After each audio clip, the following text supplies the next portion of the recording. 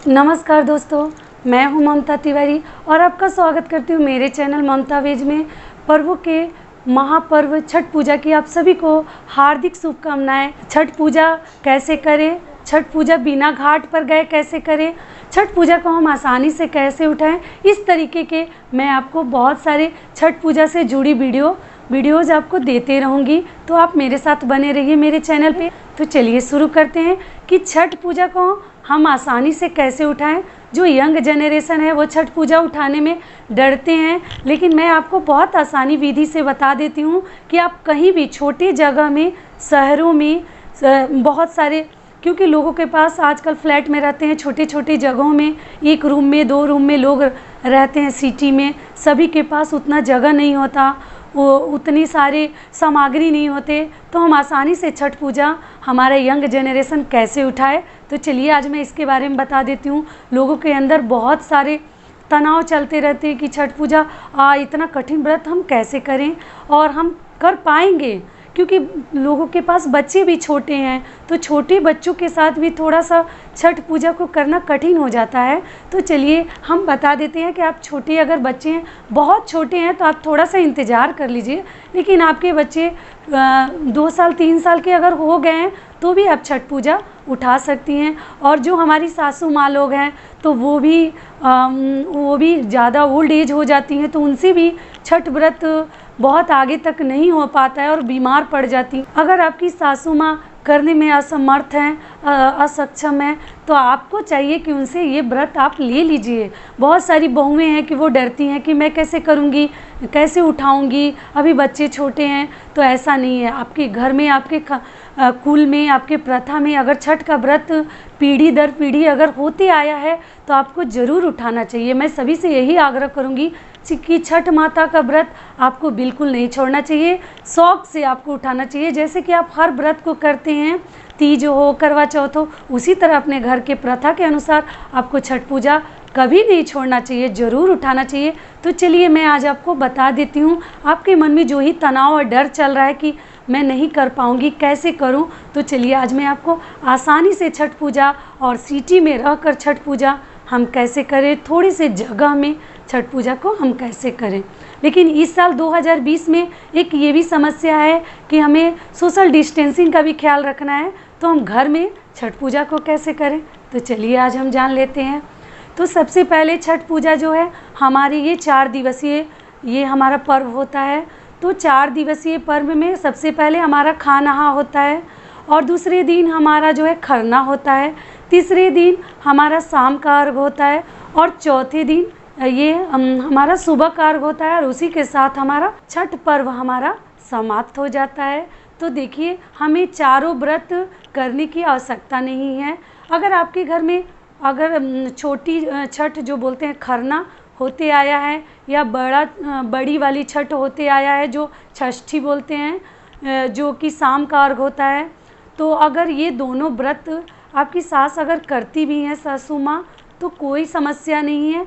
यथाशक्ति तथा भक्ति, कोई ज़रूरी नहीं है कि आप दोनों करिएगा, क्योंकि ये 36 घंटे का उपवास होता है।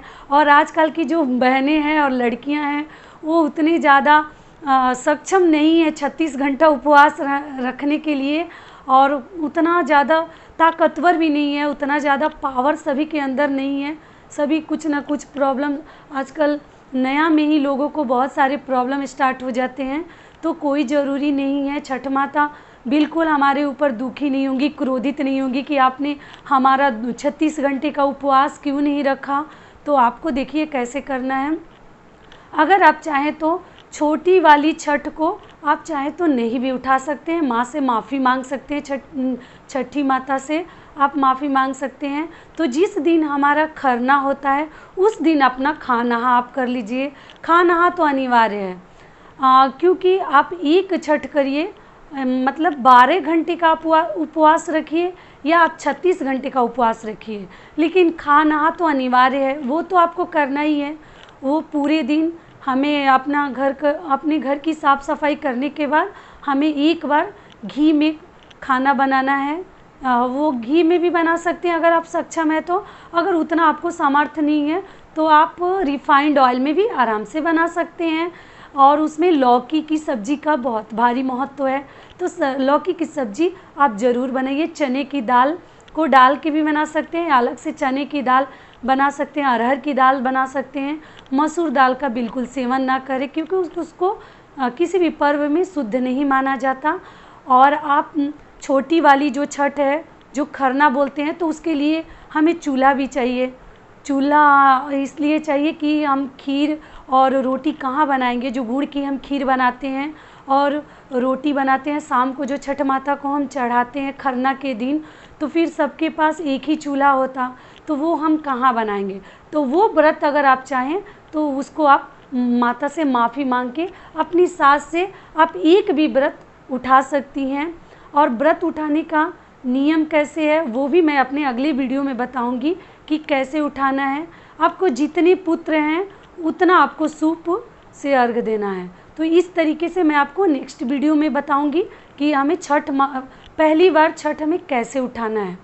तो इसलिए आपके पास अगर एक ही चूल्हा है तो फिर आप खरना कैसे करेंगी।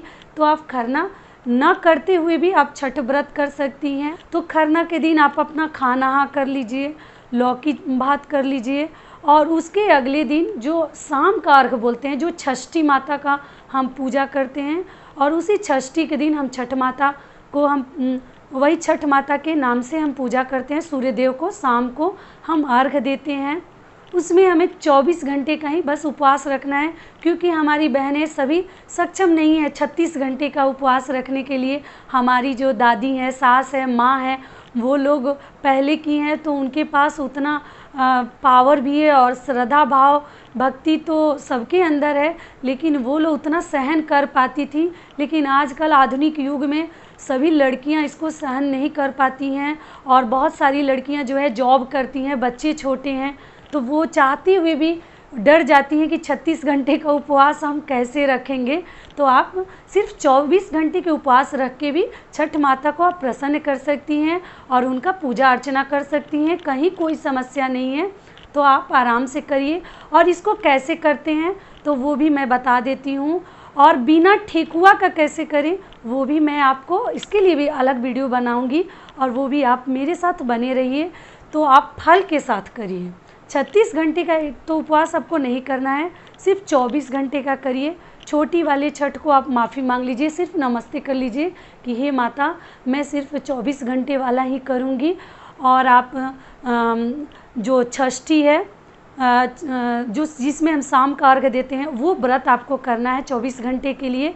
तो उसमें आप या तो सुबह उठ के पानी वगैरह पी लीजिए, और पी के आप जैसे हम तीज वगैरह रखते हैं उस तरीके से आप व्रत को रख सकती हैं। और रख के पूरे दिन आप छठ का काम जो हमारे घर में कार्य होते हैं, डाला सजाना और भी जो फल फ्रूट हल्दी को सजाना धोना, वो सब कार्य करिए। और शाम को आप जाके सूर्य देव का अर्घ दीजिए। शाम को जो शाम वाला जो सूर्यास्त का जो हमारा अर्घ होता है, उस समय आप जाके अर्घ दीजिए, और दे के अगले दिन सुबह का अर्घ दे के भी आप छठ माता का व्रत कर सकती हैं। और सिर्फ फल के साथ करिए, क्योंकि ठेकुआ भी सभी बनाने में सक्षम नहीं होते, क्योंकि बहुत सारे प्रॉब्लम होते हैं। इसके लिए शुद्धता का कुछ ज़्यादा ही ध्यान रखना पड़ता है, साफ़ सफाई का। तो सबके पास चूल्हा एक ही है, और बहुत सारे लोग नॉनवेज भी खाते हैं, फिर वो कैसे बनाएंगे ठेकुआ वगैरह।